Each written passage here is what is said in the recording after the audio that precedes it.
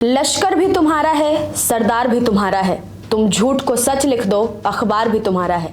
हम इसकी शिकायत करते तो कहां करते, सरकार भी तुम्हारी है और गवर्नर भी तुम्हारा है। नाबालिग से यौन शोषण केस में बृजभूषण शरण सिंह को नाबालिग पहलवान द्वारा लगाए गए यौन उत्पीड़न मामले में बड़ी राहत मिली है।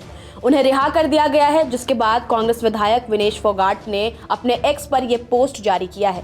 बता दें आपको, दिल्ली कोर्ट ने बीजेपी के पूर्व सांसद बृजभूषण शरण को राहत देते हुए पुलिस की ओर से दायर की गई क्लोजर रिपोर्ट को स्वीकार कर लिया है, जिसके चलते अब बृजभूषण शरण पर लगी पॉक्सो की धारा हट जाएगी। इसके बाद बृजभूषण ने कहा कि इन कानूनों का गलत तरह से इस्तेमाल किया जा रहा है। पूर्व बीजेपी सांसद ने सरकार से ऐसे कानूनों के दुरुपयोग को रोकने के लिए जरूरी कदम उठाने के लिए आग्रह किया है। इस मामले से राहत मिलने के बाद बृजभूषण ने अपने समर्थकों के साथ मिलकर एक भव्य रैली भी निकाली और जीत का जश्न भी मनाया। बृजभूषण की रिहाई के बाद कांग्रेस नेता और पूर्व रेसलर बजरंग पूनिया ने उनके विरोध में कहा, बृजभूषण सिंह पॉक्सो एक्ट में बरी होने के बाद रोड शो कर रहा है और अपनी जीत दिखा रहा है, जबकि अभी 6 महिला पहलवानों के केस कोर्ट में चल रहे हैं। जब महिला पहलवान आंदोलन पर बैठी थी, उसी समय ही नाबालिग महिला पहलवान बृजभूषण के दबाव में पीछे हट गई थी, जबकि एक बार वह बृजभूषण के खिलाफ गवाही दे चुकी थी।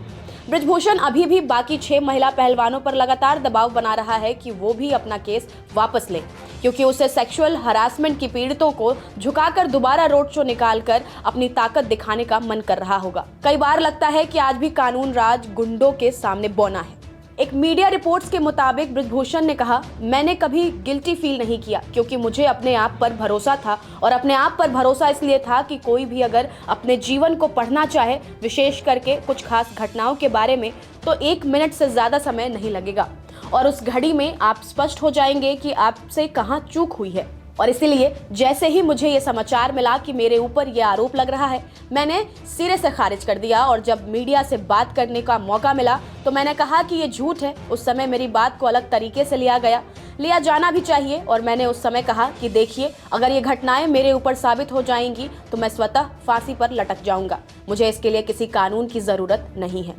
हालांकि ये भी ध्यान देने योग्य बात है कि बृजभूषण अब भी कुछ अन्य महिला पहलवानों द्वारा लगाए गए यौन उत्पीड़न के आरोपों का सामना कर रहे हैं।